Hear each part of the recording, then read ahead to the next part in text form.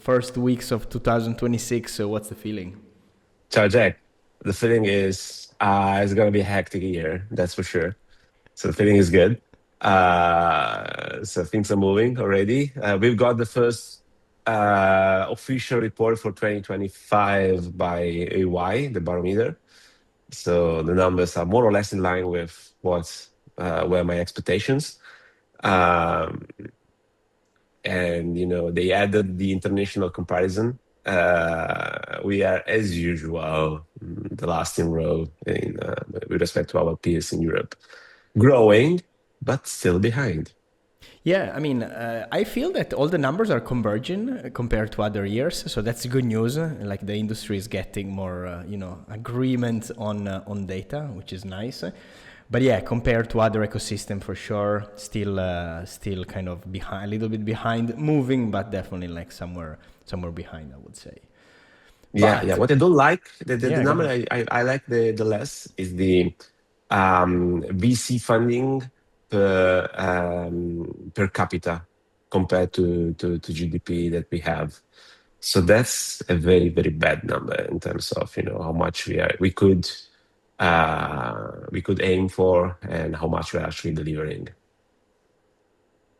Interesting. That's a good number actually to keep track on. So we might Mm, be bullish on the fact that actually it was a good year last year, but still, the per capita gives us a different picture. So mm. that's definitely interesting. All right. So having said that, actually, a few rounds already start popping up. Starting, I would say, from what you guys are doing in Primo Climate. I think it's very interesting because, first of all, I would step back a second to actually, and I encourage the listener to take a look to the thesis paper, the research paper you guys have done on rare earth and how exactly that's used in basically deep tech. So that's very interesting because then kind of justifies the kind of investment thesis that you guys are heading toward. And this will connect to the first one of the first fundraise, which is Rara, essentially. And just to give some context, so Rara Factory, it's a startup applying AI to finding novel materials and compounds, raising 3.2 million in a seed round from Primo Capital, CDP Ventures, and other angel investors. So what I find very interesting is that that's a kind of a second order thinking investment thesis, which is very cool because people are working in climate and circularity. Circularity of materials that need to be reused, but at the same time adoption of new technology which are clean kind of binds us to some of few rare materials that are present on planet Earth, and that can easily create a bottleneck. So what is a possible solution theoretically is to come up with new materials as alternative to these rare materials, and that's exactly kind of broadly what justifies like an investment and the potential of a Rara investment that you guys did. So very interesting angle, not the usual sort of circularity kind of angle. I didn't know the industry. Some mega rounds really happen in the US on this kind of space, which is very interesting. AI for science, and that's one tiny application of it, which has big leverage, but it's definitely something worth looking into. Yeah, yeah, absolutely. So kudos to the climate team. They came into our territory, the digital team, and they created a very, very interesting thesis around the AI and research. So we are used to hear about a lot of breakthrough from AI in life sciences, about new molecules, the capability to create a lot of more potential candidates for drugs and whatnot.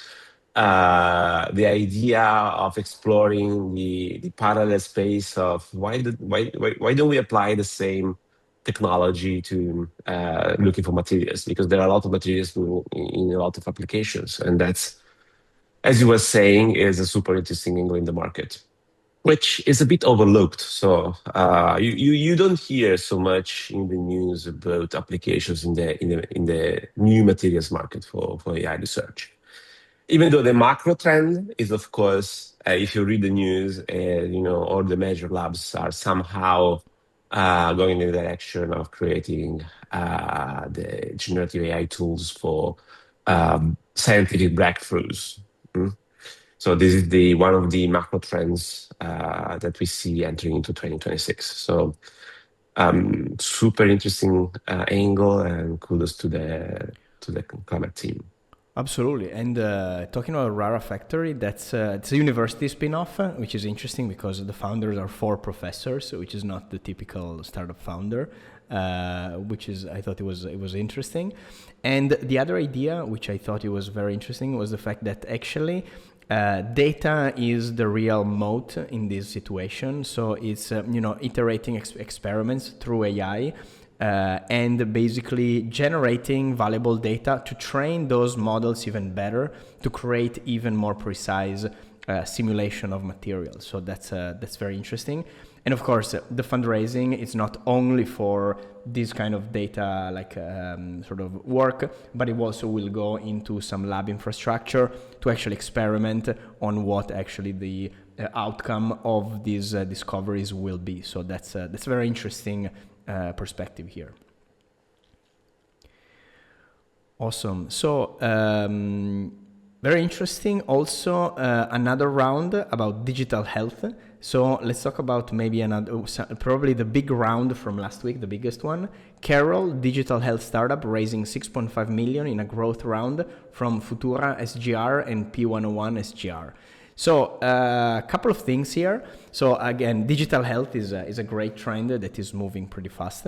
And talking about the round, it's kind of something that we kind of started predicting a few weeks ago, when there is always the combination of equity, debt, and on top of that, the kind of the European breadth of the company. So here we have all three elements again. Maybe it's a pattern, maybe how it's going to happen in the future, and we said it, we kind of tried to predict it, but yeah, is happening. I mean, these people are raising equity. They're raising also money from banks, so the total round is actually 8 million, with 2 million committed by Banca Sella. And the idea is really to acquire other startup, but at the same time expand. So we have these few elements kind of combining in different angles, and even growth phase companies are buying into this playbook. So very interesting to see that developing. Mm. Yeah, the future of health is an important angle. We all know that in Italy, in particular, the health infrastructure is under stress. That's for sure. It's expensive, and there are conflicted waves trying to solve the problem of accessing health. And this is within a macro trend, and I think that the major news in this ecosystem is the ChatGPT Health app. So the layer where technology and AI, in that case, tries to be of support before getting in touch with the doctor. In the case of Carol, this is completely complementary. This is about getting a direct access to the doctor and all the services. But these are all complementary. So getting to solving your problem as fast as possible, identifying it, knowing what to do, and getting access to the doctor. This is a potential future of health, if you think about it. So, very interesting play. Absolutely. No, I agree. There are a few moving parts here in the health space, including the wearable space that is like kind of the data play, which is the big thing. So all the rings or the wristbands and whatnot, that's also going to have a role for sure. And people are kind of preparing for that in some form or another. So that's very interesting for sure. Mm-mm-mm-mm. All right, so let's also talk about some Italian Founders Fund, basically being part of clearly Series A round. Basically, it's a 12 million round funded by PayPal Ventures, of course, Italian Founders Fund, and Global Paytech Ventures. So clearly is basically a POS solution for restaurants and Horeca in general. They've been growing pretty fast, and the good news is that Italian Founders Fund also took part in this, and this shows how even from Italy, Italian investor can actually be part into expanding and growing the investment ecosystem, the European investment ecosystem. So that's a really good news. And again, kudos to the IFF, the Italian Founders Fund team. Very quick, very great access to deals, and definitely a great example. In such a short time, they managed to build such a great brand and deployed pretty quickly in such a short time. So a great example for in the past couple of years, I would say. Yeah, yeah. I'm almost jealous. Well, reading between the lines in the news, actually, no, it's clearly stated. Clearly, is going to open the service in Italy. So this is probably there's some direct support, and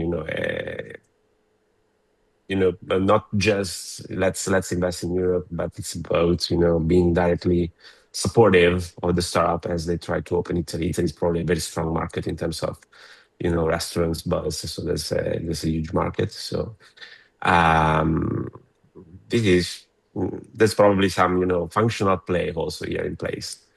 Love it. But still very good round, and very good seeing Italian investors going in and investing abroad. All right, Nick, these are the highlights for the week. Thank you so much for joining, and see you next week then. Thank you, Jack. Take care. Have a great week, and ciao, everybody. See you in a week.